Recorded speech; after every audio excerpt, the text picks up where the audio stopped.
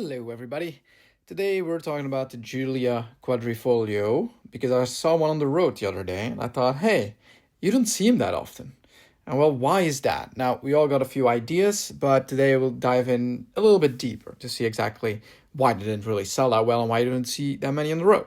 So, the best comparison to the Giulia is, I think, the M3, the previous version, the F80. They both came out around a similar time, and they're basically kind of the same car targeting the same type of audience.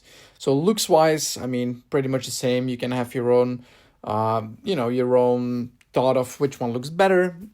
I mean, it's kind of up to you. The M3's maybe a bit more iconic. This is, got the Italian flair. I like the rear of this better, but, all in all, it's fine, right? They both look great. So then I saw this comment as well. Like, hopefully no one thinks it's negative, but the Giulia's global sales are dismal compared to that of the 3 Series. Now, this is just the normal cars, like the normal 3 Series. But then I saw decent, and the normal Giulia as well. But then I saw these numbers, right? So the 3 Series in 2020 sold 380,000 globally, where the Giulia only sold 8. Bro, that's insane. So then I was, okay, so I mean, definitely it's going to be way more M3s, but what is going to be the actual difference between these two cars, right? So I did some digging, and I'm going to show you that in a second, because first, let's see why these cars exactly are that similar. So if you look at the engine, this has a straight 6 twin turbo. This is a V6, 3 liter, 2.9. It's pretty much the same. This has 425 horsepower. This one is 505. But all in all, if you then go looking, 4.2 seconds to 100, 3.9.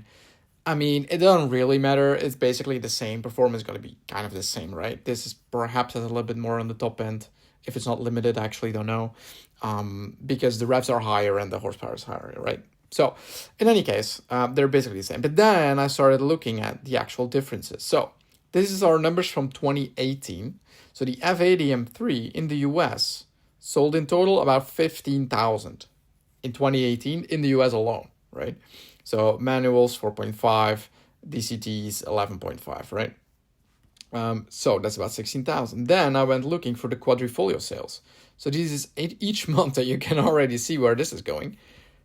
934.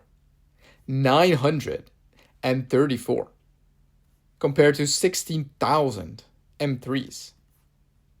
That's times 16, dude. That's insane. 4% of the Giulia sold were Quadrifoglios in 2018. So then, of course, I always look at the used car market. So here we have a Quadrifoglio. By the way, I found 11 results in my home country of Belgium for basically 2014 until 2019. Now, they continue to make the Quadrifoglio a little bit later, but I thought the F80 was around the same time. So I thought that was more fair, right? So we found 11 results for the Quadrifoglio and exactly double for the M3. So you would think that M3 prices would be down a little bit since, supply and demand and all of that. But it's kind of the opposite story. Now, to be fair, I tried to look for kind of the same type of stats, right? So 2017 for the Quadrifoglio, 2015, 140 kilometers, 155 or 56. It's kind of similar in the similar range. This currently sits at about 10,000 higher. That wasn't always the case. So depending on the kilometers, and we also don't have a lot of data here, right? It's kind of the same-ish, right?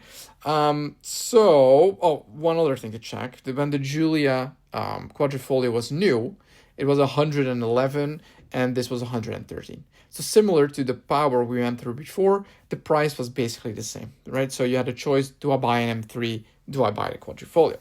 Now, let's come to the question. Why didn't the Quadrifoglio sell that well? Now, basically, you all know this. It's based on trust, right? And trust, in the case of cars, is based on reliability. So then I went looking. Everybody knows it's kind of a running joke, right? Like, okay, the Alphas, they have, terrible reliability. If you buy one, you're going to go through the roof. Now, I looked at kind of a cost comparison. I couldn't find enough data to actually be comfortable putting this in there. But then I found this though. So the perception that Alfa Romeo vehicles are less reliable is being prevalent amongst the industry for a while. So particularly between 1970 and 1980s, this kind of reputation started because they were terrible, right? But in recent years, they've really improved. And then I found this. In a recent driver power survey, Alphas achieved a reliability score of under 93%, which placed it 8th overall, which was notably higher than all the rivals, including BMW. Now, this is, though, the most important little paragraph here. Despite these improvements, some skepticism remains due to Alfa Romeo's past reliability issues, while BMW has generally maintained a reputation for solid build quality to this day.